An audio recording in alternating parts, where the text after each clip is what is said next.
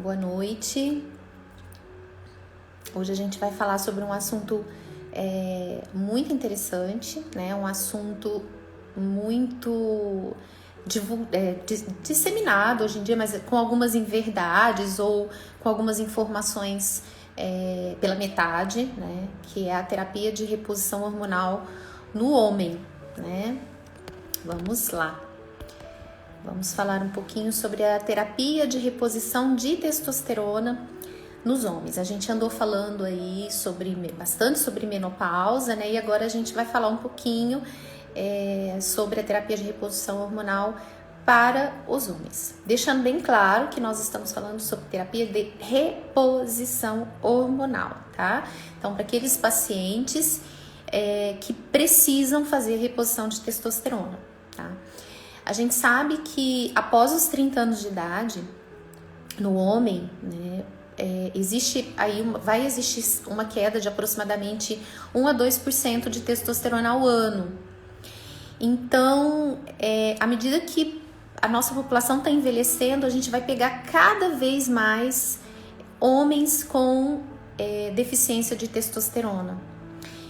E hoje a gente pega deficiência de testosterona tanto em homens acima dos 40, 45 anos, como em homens jovens com diferentes causas, né?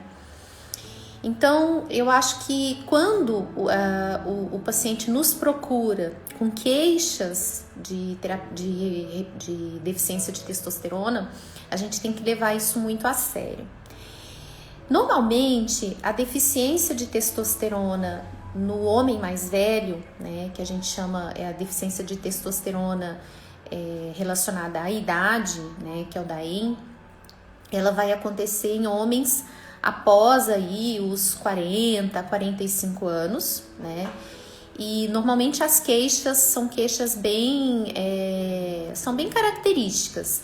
Então é aquele homem que vai te procurar no consultório, que tem mais de 40 anos, com cansaço, com mudança na vida sexual, né, redução de libido, alguns se queixam de deficiência, dificuldade de ereção, coisas que não aconteciam antes e que começam a acontecer.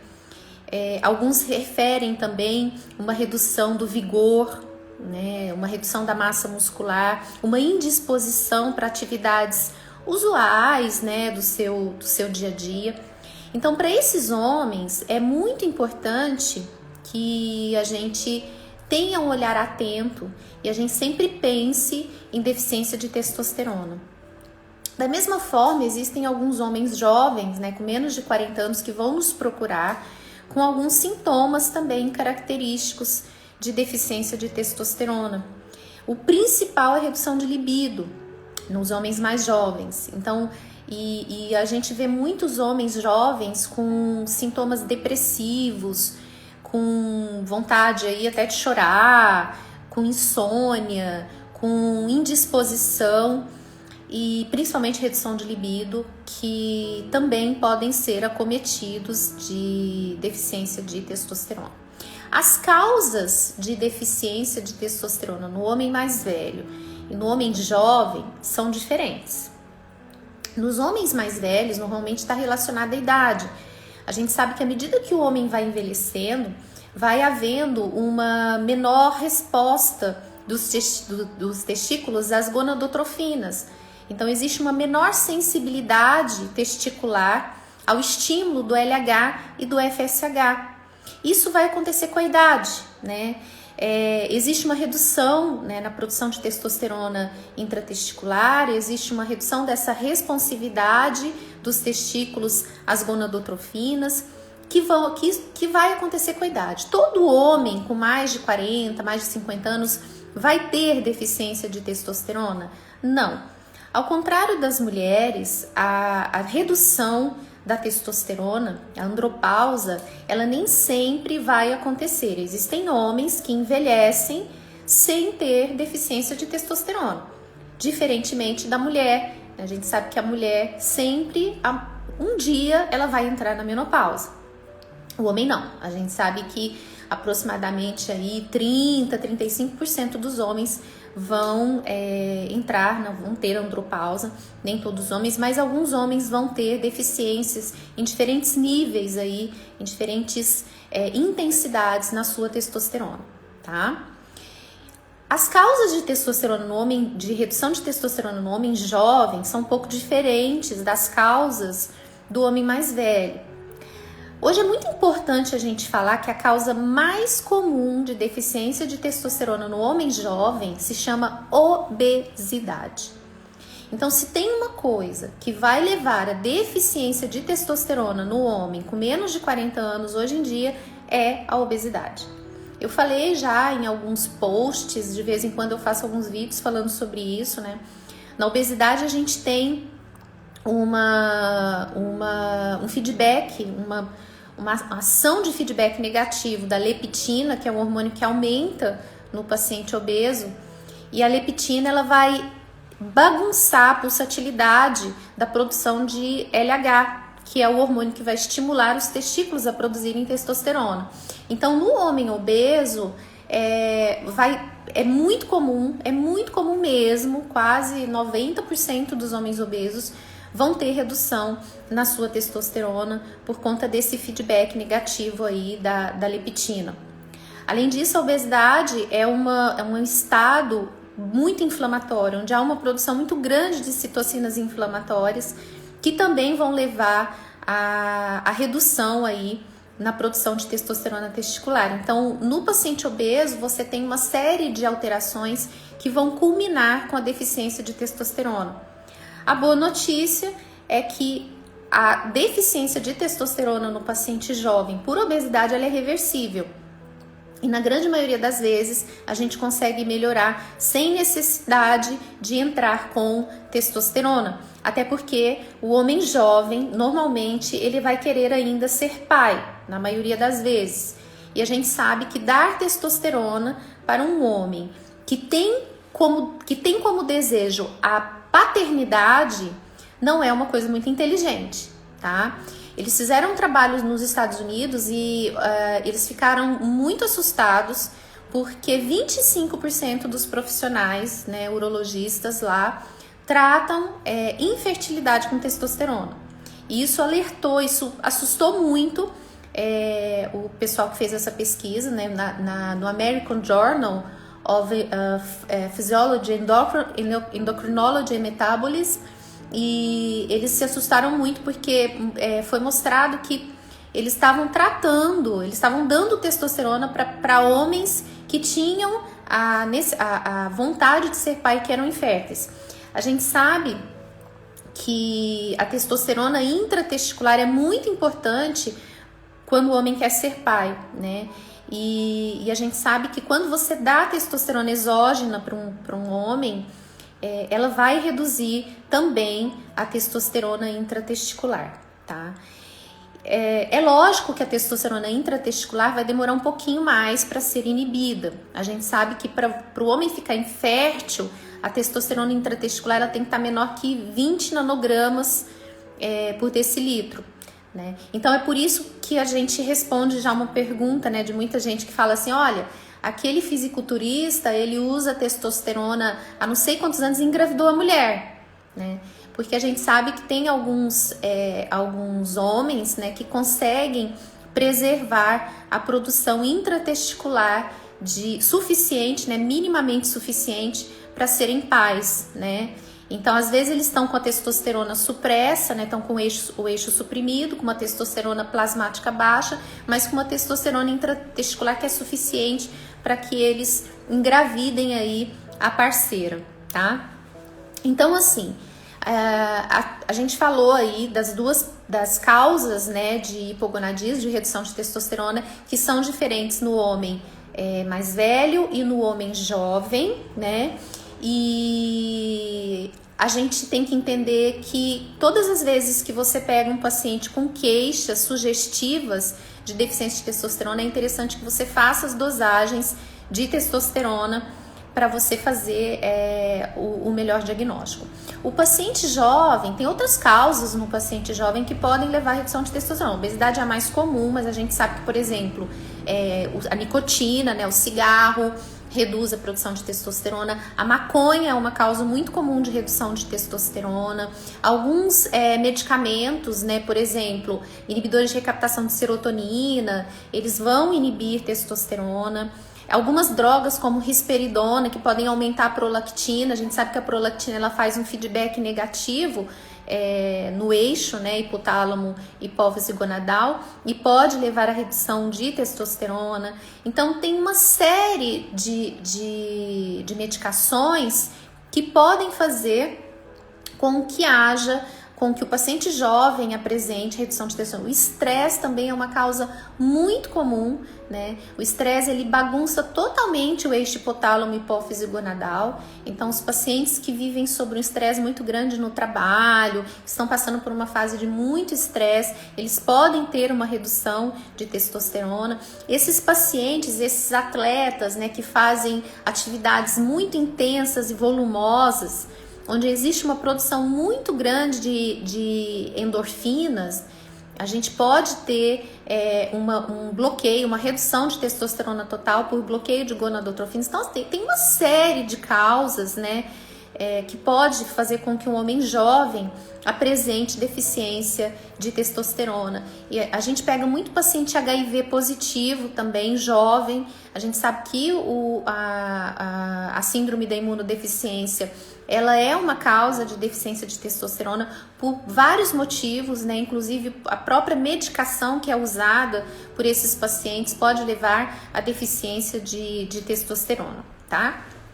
Então, gente, essas são as causas mais comuns e a gente sempre tem que pensar nisso quando a gente pega um paciente. Eu falo que antes da gente ir tratando, enfiando testosterona no paciente, a gente tem que saber a causa, porque é dependendo da causa, é na dependência da causa que a gente vai tratar esse paciente. Então, eu canso de falar aqui que nem sempre o tratamento da deficiência de testosterona é feito com testosterona, tá?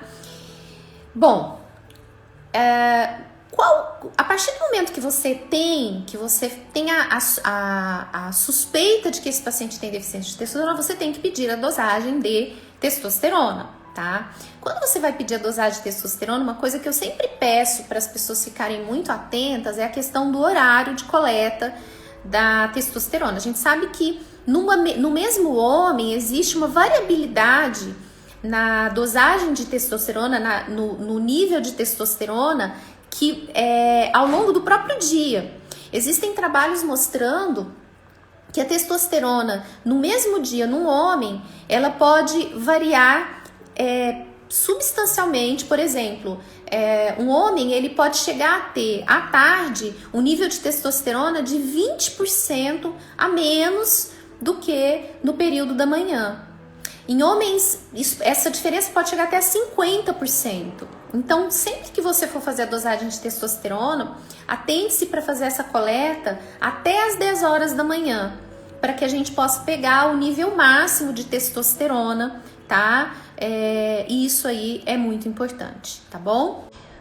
Depois como que a gente vai fazer então esse diagnóstico, né? Sempre fazer a dosagem de testosterona pela manhã, né, de preferência até as 10 horas da manhã. Aí o paciente leva a testosterona para você, leva o exame. Se esse exame ele estiver baixo, as referências mostram aí níveis os níveis inferiores, né, de referência são em torno aí de 300, 350 nanogramas por decilitro, né? E que podem ir até 700 a 900, dependendo do laboratório. Eu, particularmente, eu acho que os laboratórios deveriam fazer referências por idade, né? Eu penso que a gente não pode falar que um homem que tem uma testosterona de 300, ele vai ter a mesma disposição, por exemplo, de um homem que tem uma testosterona de 900 e está tudo dentro do valor de referência. Então, a minha opinião é que fossem, da mesma forma que hoje é feito com o TSH, né, com os hormônios da tireoide, que fosse também feito uma diferenciação nos níveis de testosterona por idade. Eu acho que isso aí seria uma coisa mais fidedigna, né, para a gente fazer essa avaliação. Mas, enfim, quando você pega um paciente com deficiência de testosterona, o ideal é você investigar a causa. Então, o ideal é que você peça uma segunda dosagem da testosterona já com outros tipos de exames para investigar se a causa ela é primária, se ela é secundária. Então, pedir LH, FSH, prolactina, estradiol, né, TSH, né, hormônio tireoidiano, para você ver a causa.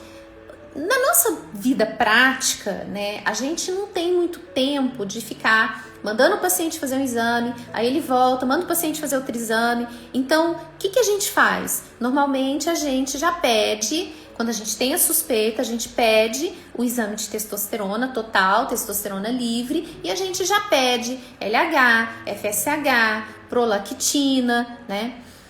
Enfim, você fez o diagnóstico de deficiência de testosterona, vamos supor que seja um paciente mais velho, né, que não tem mais o desejo de ter filhos, que a gente descartou todas as outras causas de deficiência de testosterona.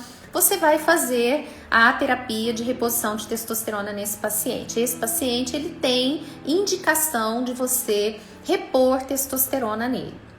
Se for um paciente mais jovem, né, e que tem a primeira perguntinha que vocês vão fazer para um paciente jovem, com menos de 40 anos ou até mais, e que vai fazer a terapia de reposição de testosterona, tem indicação você quer ser pai? Jamais trate um paciente que tem a intenção de ser pai com testosterona, salvo raríssimas exceções, tá? Nesse paciente, você tem sempre que tentar evitar, né, a terapia de reposição de testosterona, porque a gente sabe que a testosterona vai reduzir a fertilidade, né? A gente sabe que a redução de fertilidade com a terapia de reposição de testosterona, ela, na maioria das vezes, né, ela é reversível. Mas existe um número aí de pacientes onde a gente não consegue essa reversibilidade total. E a gente tem que tomar muito cuidado com isso. Porque às vezes o paciente, ele, de uma hora para outra, ele resolve ser pai. A mulher já está numa idade que ela está louca para ser mãe. E existem aí alguns trabalhos que mostram que alguns homens podem demorar até 6 meses, né? Ou até mais, para voltarem aí a níveis de testosterona basais, né? Que os níveis e alguns homens podem não voltar totalmente aos níveis de testosterona basais. Então, quando o homem tem o desejo de ser pai, a gente como médico tem que levar isso em consideração e pode ser que seja mais interessante que a gente faça aí um tratamento para estimular essa testosterona de maneira um pouquinho diferente, tá? Então, nesse caso, pode ser que seja interessante aí, principalmente quando os níveis de LH, eles não estão acima do valor normal, a gente entrar com SERMs, né, com moduladores seletivos de receptores estrogênicos. A gente usa bastante aí o clomifeno. O clomifeno ele vai fazer o estímulo, né, do LH e vai aumentar. Existem aí evidências que mostram que o tratamento com o clomifeno, uma dose aí de mais ou menos 25 miligramas em dias alternados, podendo chegar até 50 miligramas por dia, ele pode levar a um aumento de até 120% na testosterona inicial. E na prática a gente vê muito isso. Existe um aumento muito importante da testosterona com o SERM, né, com o clomifeno, tá? Então pode ser que esse paciente que tenha ainda o desejo de ser pai, ele vá se beneficiar mais com uma terapia de estímulo de gonadotrofinas do que com a terapia de reposição hormonal propriamente dita, tá? Uma outra coisa muito interessante, e eu vi alguns trabalhos mostrando que quando você faz nesses homens que têm o desejo da paternidade, mas que têm níveis de testosterona muito baixos, estão com a qualidade de vida muito comprometida, o uso do HCG concomitante com a testosterona pode ser muito interessante. Existem algumas evidências mostrando que doses baixas de HCG diárias, né, aí coisa de 125 unidades até 250 unidades por dia, junto com a terapia de reposição de testosterona, preservou bastante a testosterona intratesticular. Então, pode ser uma estratégia muito interessante nesse perfil de paciente você fazer o uso da testosterona intramuscular, né, ou testosterona em gel. A gente tem que ver qual testosterona vai ser a escolha aí no caso. Você fazer o HCG diário, subcutâneo, junto, né, com esse paciente, porque existe aí uma preservação. Eu falei que você precisa de pelo menos 20 nanogramas por decilitro de testosterona intratesticular para você preservar essa fertilidade. Então pode ser interessante você usar o HCG concomitantemente aí, e diariamente em doses baixas para preservar essa fertilidade. Então são estratégias que eu acho que o profissional tem que conhecer e tem que conversar muito com o paciente para saber o perfil de cada paciente para fazer esse tipo de tratamento, tá bom? Bom, mas vamos supor que esse paciente, ele seja um paciente já com mais de 40, 45 anos, que já tem filhos, né?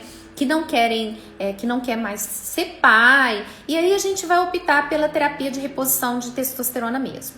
A gente tem algumas opções, né, de tratamento. Todo mundo aqui, a maioria dos homens já ouviu falar, ou já faz, ou sabem, né, quais são. A gente tem a testosterona transdérmica, né, que é a testosterona que ela pode ser prescrita através de géis. E a gente tem a testosterona intramuscular. E hoje a gente sabe que já chegou nos Estados Unidos a testosterona subcutânea, que é o Shosted, né, nas doses de 50, 75 e 100 miligramas. O que a gente tem hoje de que ponderar, né, quando a gente fala em terapia de reposição de testosterona? Quais são as vantagens e quais são as desvantagens de você fazer uma terapia de reposição de testosterona intramuscular ou transdérmica? Vamos lá então. Primeira coisa, perfil de paciente. Então, aquele paciente que é um paciente que chega no seu consultório, né, e que ele está com a testosterona extremamente baixa e que tem de redução de força, né, perda de massa muscular, ele vai se beneficiar mais com a testosterona intramuscular, testosterona injetável. Então, as evidências mostram que a testosterona intramuscular, a testosterona injetável, seja ela uma testosterona de meia-vida mais curta ou de meia-vida mais longa, ela tem aí vantagens no ganho de massa muscular e na preservação da massa óssea também. O gel, ele não tem uma ação embora ele suba, sim, a testosterona, ele não tem uma ação tão interessante quando a gente fala em aumento de massa muscular. E muitas vezes o paciente idoso ou o paciente mais velho, o que ele precisa realmente é de melhorar a sarcopenia, melhorar a força muscular. E aí a testosterona injetável, ela pode ser muito mais interessante do que a testosterona transdérmica, tá? A testosterona transdérmica, ela vai ser muito interessante para aquele paciente que tem algumas contraindicações para terapia com testosterona injetável.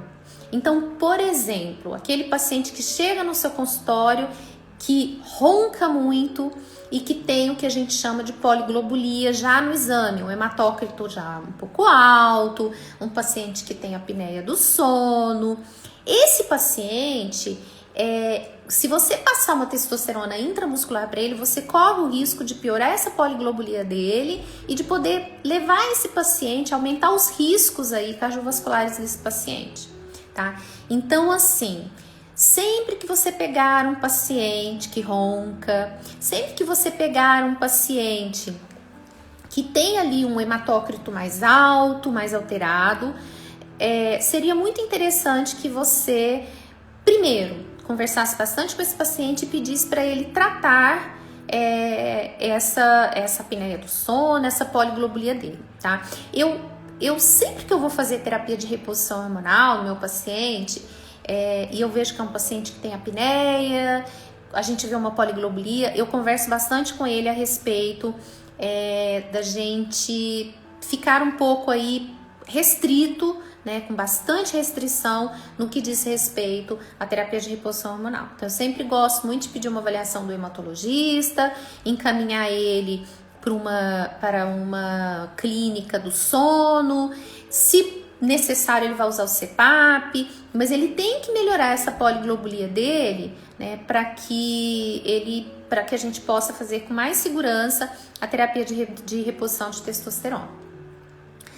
O que as evidências mostram? Que quando a gente compara a terapia de reposição de testosterona injetável com a terapia de reposição de testosterona transdérmica, a terapia de reposição de testosterona injetável, além dela melhorar os níveis aí, melhor, né, a questão da massa muscular, ela também vai aumentar menos a dihidrotestosterona. É só a gente pensar que a testosterona transdérmica, a nossa pele é mais rica em 5-alfa-redutase. Então, a conversão de testosterona em dihidrotestosterona na via transdérmica, no gel transdérmico, vai ser sempre maior. Então, você vai ter, se o homem ele já parte, se você percebe que ele é um homem que já tem uma DHT um pouco mais alta, ele tem uma tendência maior a fazer alopecia, a ter queda de cabelo, a ter acne, é interessante que você dê preferência aí para a via intramuscular, se ele não tiver contraindicações, tá? Se for um paciente, né, que tem uma aromatase, que ele tem uma ação de aromatase mais importante, que tem o estradiol mais alto, a via intramuscular vai aumentar mais esse estradiol, tá? Então, é o que eu falo, né, gente? São perfis. Nem sempre a reposição ela é feita como o paciente quer, mas sim como ele pode. Então, isso aí a gente tem que levar em consideração. Então, são vários perfis de paciente, tá? Essa questão da poliglobulia é uma das coisas que breca, né, que restringe muito a terapia de reposição hormonal. A gente sabe que, de acordo com as diretrizes, um hematócrito acima de 54 já é um motivo para você recuar na terapia de reposição hormonal. Então, quando você tem um hematócrito acima de 54, o paciente volta depois aí de 3 meses, que é a nossa primeira avaliação, com uma testosterona boa, mas aí um hematócrito acima de 54, você tem que conversar com ele e tem que recuar. Tá? Então, mas manda fazer, manda doar sangue. Não dá, gente, porque uma das contraindicações para doação de sangue é o uso de anabolizante, o uso de testosterona. O cara que tá fazendo uso de testosterona, uso de anabolizante, ele tem que ficar pelo menos 6 meses sem usar testosterona para fazer a doação, tá? Manda fazer sangria. Tá, você vai ficar mandando seu paciente fazer sangria direto. Resolve o problema da poliglobulia, né? Eu vejo gente que fica aí, não, vai fazer sangria. Gente, hoje é muito complicado você ficar fazendo sangria, né? Quem tá fazendo os hemocentros, os lugares onde são feitas as sangrias, eles vão querer uma justificativa para isso. E a justificativa por que você está fazendo sangria se a conduta correta é você parar de fazer o uso do anabolizante até normalizar, e aí o seu médico vai investigar o porquê da poliglobulia e voltar com a terapia de reposição hormonal de uma maneira mais tranquila. Então, normalmente, a gente para a terapia de reposição hormonal, né? Se tiver com hematócrito extremamente alto, aí sim a gente pode pensar em fazer uma sangria, mas para acelerar a volta desse hematócrito, né? E aí recomeçar ou com uma dose mais baixa ou com transdérmico, até o paciente resolver realmente procurar aí um tratamento para sua poliglobulia. Tá? E a gente sabe que a maioria dos pacientes que colocam CPAP, eles vão melhorar a poliglobulia e vão fazer a sua terapia de reposição hormonal com bastante tranquilidade, tá bom? Então tá respondido aí essa questão da poliglobulia, tá respondida essa questão de fazer sangria, tá? Não adianta vocês que estão fazendo uso de anabolizantes e que estão com hematócrito extremamente alto chegar lá e falar que vai doar sangue, porque eles não vão aceitar. Vocês têm que ficar pelo menos 6 meses sem usar testosterona para vocês poderem fazer doação de sangue. Então a coisa não é tão simples assim, tá? Bom, outra coisa então assim, uma coisa muito interessante e é uma coisa muito importante que vocês têm que levar em consideração. O paciente, a principal causa dele é perda de massa muscular, é sarcopenia, sempre optar pela terapia de reposição injetável, se não houver contraindicações, tá? Outra coisa que a gente tem que observar na terapia de reposição hormonal, quando o paciente volta para reavaliação, é a questão do PSA, principalmente pacientes acima de 40 anos. O paciente jovem, né, com menos de 40 anos, normalmente a gente não precisa se preocupar tanto com o PSA. Mas o paciente mais velho, né, com mais de 40 anos, é sempre importante você monitorar o PSA, né? E se você perceber que do início da reposição até mais ou menos aí uns 3 meses, você está tendo, né, aumento de PSA, é importante também pedir uma avaliação urológica para ver, né, do que se trata. A gente sabe que a terapia de reposição hormonal, sabidamente, ela não aumenta o risco de câncer de próstata. Isso a gente já pode falar categoricamente. Inclusive, tem trabalhos mostrando que homens com níveis mais baixos, né, de testosterona, normalmente eles têm uma tendência maior a ter câncer de próstata, tá? Então, não existe aí relação do câncer de próstata com testosterona, com terapia de reposição de testosterona, tá? Então, isso é um medo que a gente realmente já deixou de ter há muito tempo. Os homens que fazem terapia de reposição de testosterona não precisam ter medo. Agora sim, se você pega um paciente que tem um PSA já de 3, 4, obviamente que você vai pedir primeiro uma avaliação do urologista, né, para depois ele voltar e você fazer aí a sua terapia de reposição com bastante tranquilidade. Então a gente sabe que tanto hiperplasia prostática quanto câncer de próstata não tem relação direta aí com a terapia de reposição de testosterona. Inclusive, existem evidências mostrando que homens com níveis muito baixos de testosterona têm uma predisposição muito maior a ter câncer de próstata do que os homens que têm níveis aí mais normais, mais altos aí de testosterona, tá bom?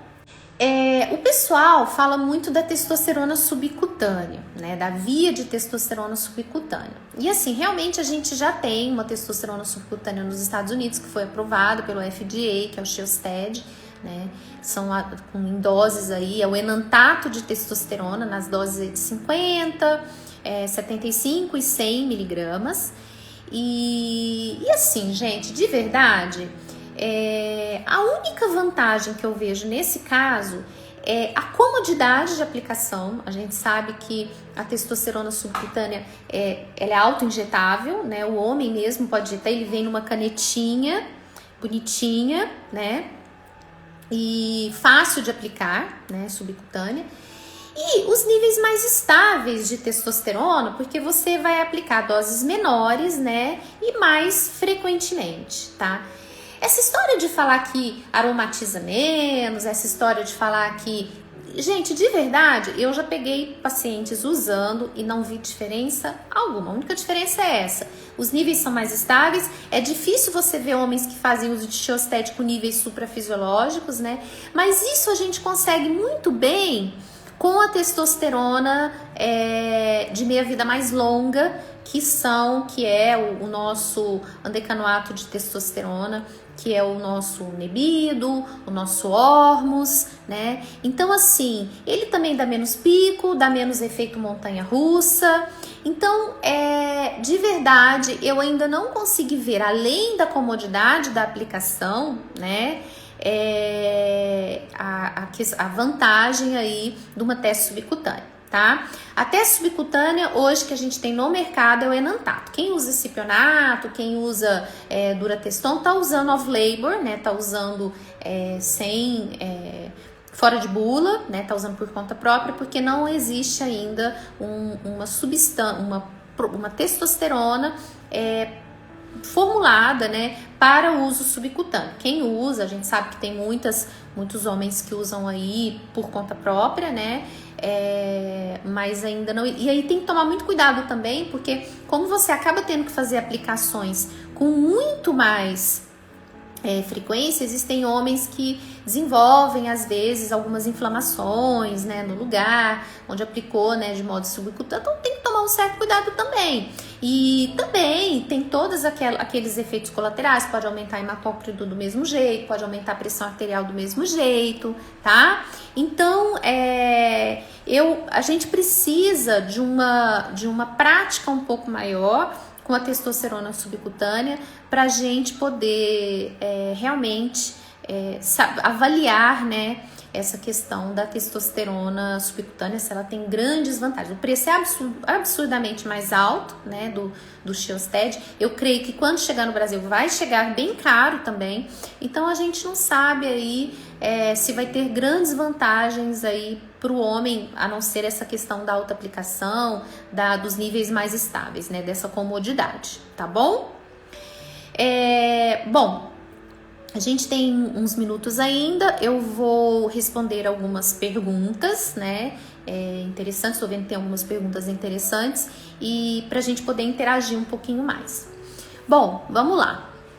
Perfil lipídico e hepático. Então, no caso da testosterona injetável, a questão hepática não tem, tá? E o transdérmico também não.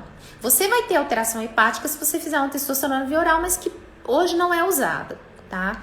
A questão do perfil lipídico, a gente sabe que a testosterona, principalmente em níveis mais suprafisiológicos, ela tende a reduzir principalmente os níveis de HDL, do bom colesterol.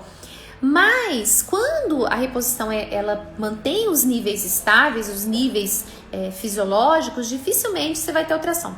O que a gente vê é uma melhora muito boa no perfil metabólico do paciente que tem deficiência de testosterona e começa a fazer terapia de reposição. A gente sabe que hoje pacientes com deficiência de testosterona, eles têm tendem a ter um perfil metabólico muito pior. Então, terapia de reposição de testosterona hoje, ela é essencial naquele paciente que tem síndrome metabólica e deficiência de testosterona e que não tem contraindicações.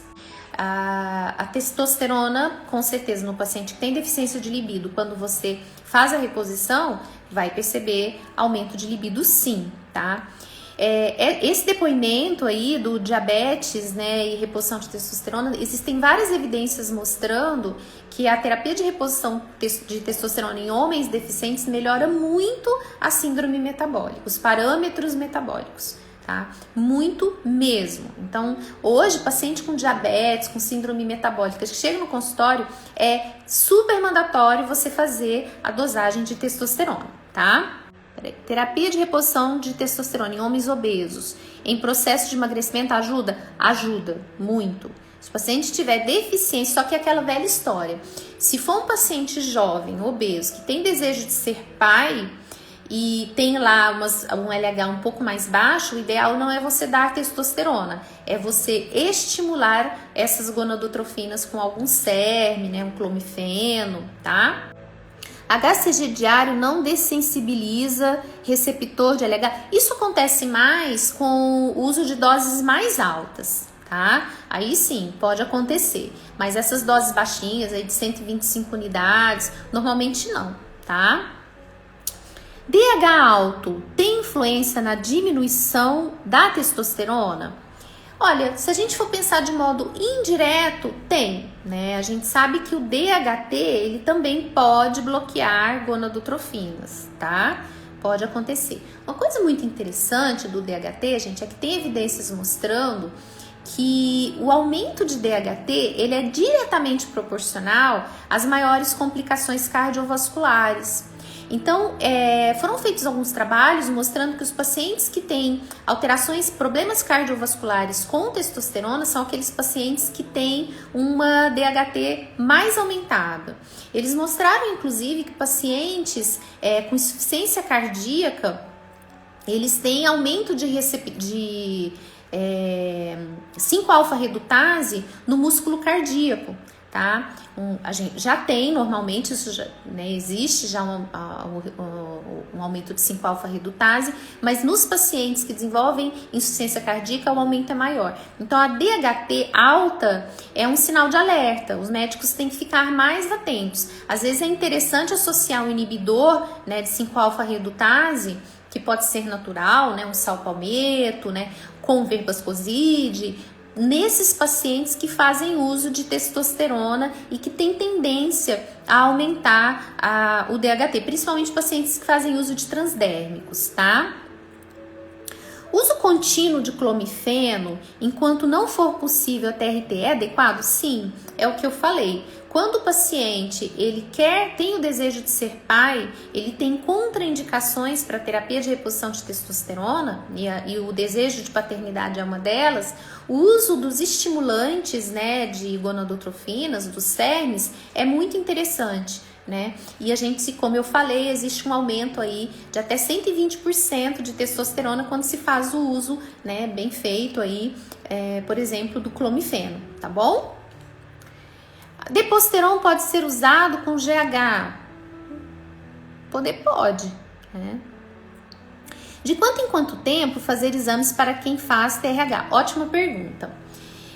O acompanhamento da terapia de reposição de testosterona é o seguinte: primeiro, você vai ver o paciente, a partir do momento que você institui o tratamento com testosterona, você vai ver o paciente em 90 dias, com dosagens, né, de PSA, de testosterona, de dihidrotestosterona, estradiol e hematócrito, né, que é muito importante. Se estiver tudo bem, você vai ver o paciente depois de 6 meses, e se estiver tudo bem, você vai manter um acompanhamento a cada 6 meses ou anualmente, dependendo do grau de risco desse paciente. Então, esse deve ser o acompanhamento, esse é o time para o acompanhamento, tá bom? A testosterona funciona melhor deve ser crisina, né? Deve ser crisina. Olha, depende. A crisina, ela é um inibidor de aromatase, tá? Então, de repente, se for um paciente que está fazendo uso de testosterona injetável, né, que já tem uma tendência a maior aromatização, pode ser interessante que seja feita a crisina. Lembrando que a biodisponibilidade da crisina é maior por via transdérmica do que por via oral, tá? Qual a diferença entre terapia de reposição de testosterona e cruise? Se os dois usam doses baixas de testosterona. Então, esse é um grande equívoco, tá? Cruise nem sempre é dose baixa de testosterona, tá? O cruise, ele é algo muito relativo. Por exemplo, se você pega um paciente que usa aí, vamos colocar 750, 1 grama de testosterona semanal, né, no Blast, ele vai fazer um cruise, de repente com 50% dessa dose, vai dar 500 miligramas de testosterona na semana.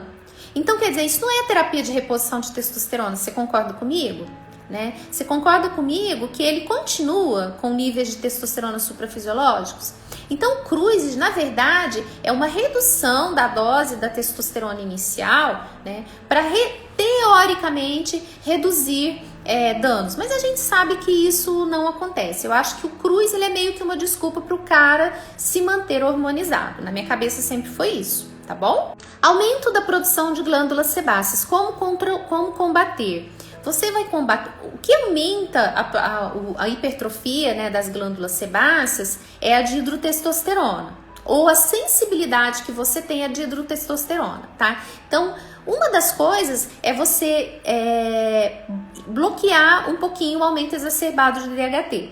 Ou seja, dar preferência de repente pela via injetável e usar um inibidor de 5-alfa-redutase junto, que pode ser um salpalmeto, um actriceve, um verbascoside, tá bom? Fitoterápicos na TRT são válidos. Muitos profissionais indicam, olha, TRT com deficiência de testosterona, a não ser que sejam causas tratáveis. Então, por exemplo, você pega um paciente que está com deficiência de testosterona porque ele está usando o inibidor de recaptação de serotonina. Então, você consegue tirar o inibidor de recaptação de serotonina e, de repente, melhorar com o fitoterápico, porque automaticamente isso aí vai voltar ao normal. Um paciente que fuma, né? Você manda ele parar de fumar e pode dar um fitoterápico. Agora, você querer tratar uma testo baixa, né, num paciente que realmente tem hipogonadismo, com fitoterápico, olha, o resultado pode até acontecer de melhorar um pouco, mas vai ser muito, muito, muito inferior o resultado quando comparado com uma terapia de reposição hormonal, tá? Com a testosterona mesmo, tá bom? Colesterol alto e reposição hormonal é um problema? Olha, não acho, tá? A gente sabe que o efeito da testosterona, mais em níveis suprafisiológicos, é a redução do HDL. Mas isso é algo que a gente consegue melhorar fazendo atividades aeróbicas, suplementando com ômega 3, né? A gente sabe que existem os pacientes que têm uma genética já para ter um HDL mais baixo, né? Mas a gente quase não vai ver aumento de colesterol, aumento de LDL, com uma reposição bem feita de testosterona. Inclusive, existem alguns trabalhos mostrando que o homem que tem hipogonadismo, testo muito baixa, quando ele faz a terapia de reposição de testosterona, ele tem melhora do perfil lipídico. Então, eu não acho que seja aí um problema, uma contraindicação absoluta para a terapia de reposição de testosterona, tá? E para pacientes com hipotireoidismo, algo correlacionado, positivo ou negativo? Bom, não sei, você está perguntando a reposição de testosterona? Se o paciente tem hipotireoidismo, né, e ele tem redução de testosterona, ele tem um hipogonadismo associado, não vejo por que não fazer, tá? A gente não pode esquecer que as doenças da tireoide, tanto o hipo quanto o hiper, eles podem alterar a testosterona. Então, às vezes, é interessante que você trate primeiro o hipotireoidismo para depois você checar novamente a testosterona. Porque pode ser que o próprio tratamento, a compensação do hipo, já vá melhorar os níveis, né, de testosterona, tá bom? Aplicou testosterona intramuscular e o resultado do exame foi menor que antes da injeção. Então, isso acontece muito quando a gente faz o exame no tempo errado. Então, por exemplo, você fez uma Deposteron, você aplicou uma Deposteron hoje, e aí você colheu o exame para o médico um dia antes de você aplicar novamente a Deposteron, ou então no 10º dia que você aplicou Deposteron. É óbvio que pode acontecer da testosterona estar mais baixa, né? Porque você tá pegando realmente o período ali onde você tem o crash, onde você tem a redução. Então, quando eu tô fazendo terapia de reposição de testosterona com os meus pacientes com éster de meia-vida mais curta, um Deposteron, um Durateston, eu sempre peço para ele fazer o exame até 3 dias depois da aplicação, né? E às vezes um dia antes da outra aplicação, para eu ver direitinho como que tá oscilando essa testosterona dele. Então, dependendo do dia que você vai fazer o exame, esse nível pode dar baixo mesmo, tá? Então depende muito do dia, tá bom? Alopécia, que é algo que pode acontecer principalmente quando os níveis de DHT aumentam e quando o homem tem uma predisposição genética, né, para isso. Salpalmeto ou minoxidil? Olha, depende. Eu fiz uma live aqui só sobre alopécia. Eu acho que você pode usar os dois. Você pode fazer um tratamento. A gente sabe que a alopécia é muito difícil de tratar. Então, eu sempre, quando eu vou tratar a alopécia, eu gosto de tratar né, via oral e tratar topicamente. Então, eu penso que você pode usar os dois. Você pode usar o salpalmeto ou outros, né, inibidores de 5-alfa-redutase, e você pode usar o minoxidil. A gente sabe que o minoxidil é um tratamento de primeira linha para o tratamento da alopécia. Então, você pode usar os dois. Você não tem nenhum problema, tá? Testosterona e álcool, qual é a consequência? Bom, a gente sabe que o álcool, ele pode, né, muitas vezes piorar os níveis de testosterona, né, pela toxicidade testicular, mas isso a gente tá falando de pacientes que bebem muito, tá? Então, eu acho que tudo tem que ser com moderação. Beber com moderação não vai atrapalhar a sua testosterona. Beber exageradamente, com certeza, pode atrapalhar, tá? Testosterona sempre baixa em torno de 150, teria que ser mais agressivo na reposição? Eu não diria agressivo, eu acho que níveis, homens que têm níveis muito baixos, para começar, quando a gente pega um paciente com níveis muito baixos de testosterona, assim, em termos de 150, a gente tem que investigar outras causas. Normalmente, níveis muito baixos de testosterona, eles estão muito relacionados ao hipogonadismo central, ao hipogonadismo hipogonadotrófico. Então a gente tem que sempre pesquisar tumores hipofisários, né, causas um pouco mais graves, né, de hipogonadismo. É muito comum a gente ver pacientes que fizeram uso de anabolizantes aí cronicamente terem níveis também muito baixos de testosterona. Pacientes que fizeram uso de pró-hormonais. Agora, se não tiver nenhuma dessas causas, né, se for um hipogonadismo realmente relacionado à idade tão baixa, a gente tem que pesquisar outras causas. E aí sim, muitas vezes esse paciente vai precisar de doses mais altas aí, ou aplicações mais frequentes de testosterona para que ele tenha aí bons resultados.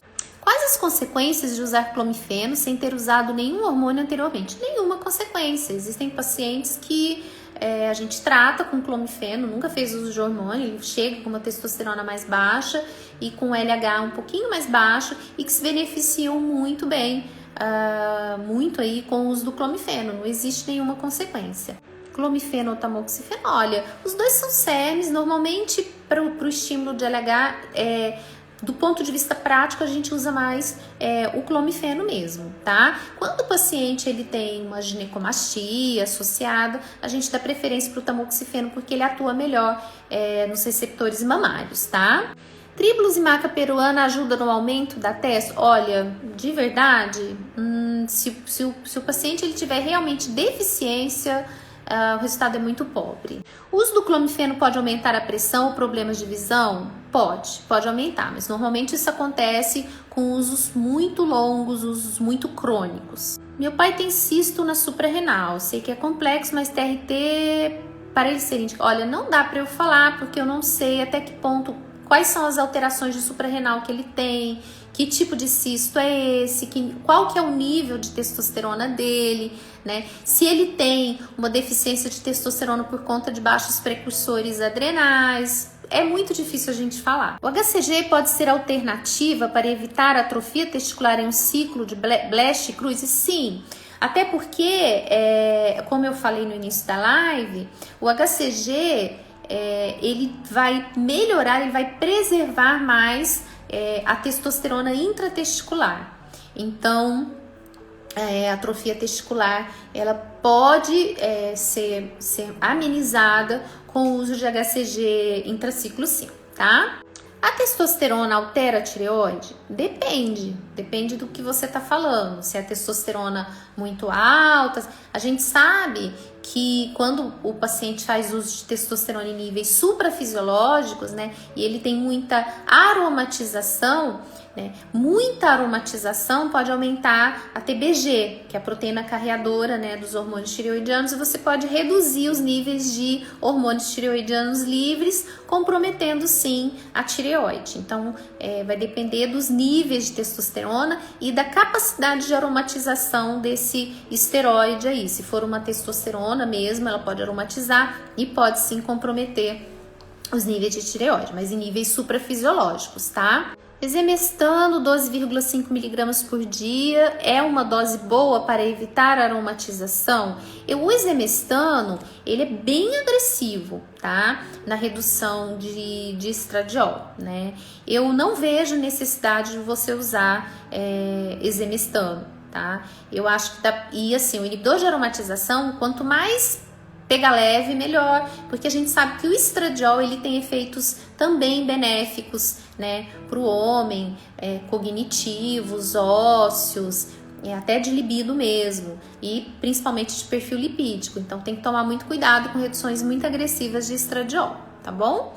Estamos quase finalizando nossa live, gente. A cada 3 meses minha testosterona está baixa, teria que ser mais agressivo? Então, é o que eu falei, é difícil falar, a gente precisa saber o nível e se a testosterona realmente não estiver respondendo bem, o ideal é reduzir os intervalos entre a aplicação. Tem que tomar muito cuidado com esse negócio de aumentar a dose. Às vezes, se você reduzir o gap da aplicação, você já melhora bastante coisa, tá? Limite de tempo para fazer TRT. Gente, a partir do momento que você faz diagnóstico de deficiência de testosterona, principalmente relacionada à idade, é forever, é pro resto da vida, tá? É para sempre. O que pode acontecer é você ir tateando, mudando gaps de aplicação, né? Mas é igual terapia de reposição na mulher, a gente não tem ainda um tempo definido, né, pra parar, tá? TRT com implante de testosterona bioidêntica é válido? Sim, eu não faço, mas é uma possibilidade, tá? Acho que testo gel só rola para mulher. Olha, na minha prática não. Eu tenho pacientes que estão muito bem com gel de testosterona. Muito bem mesmo. Estão super controlados. A gente tem aumentos muito bons, né? A gente sabe que o gel ele aromatiza menos. Então, não. Eu acho que tem público para todas as vias de administração, tá bom? Gente, nós vamos ter que parar por aqui, tá? Eu gosto muito de falar sobre terapia de reposição de testosterona em homens, gosto muito de fazer também. Eu acho que você, homem, que tem sintomas, né? Procure um médico, converse com o médico, não tenha vergonha. A terapia de reposição hormonal está sendo muito bem estudada, tem muita coisa já muito bem configurada. Não tenha medo de câncer de próstata, mas sim, se você tiver, se você roncar, se você tiver apneia, trate, porque isso pode ser um empecilho para que você faça a terapia de reposição hormonal, tá? E sempre, não faça nada por conta própria, procure um profissional, tá bom? Vamos encerrando nossa live por aqui. Quero agradecer a presença de vocês aqui até agora, tá? Depois eu vou fazer um resuminho da live. Se Deus quiser, eu vou conseguir encerrar e salvar essa live hoje. Um grande abraço para vocês, um bom descanso e uma boa semana.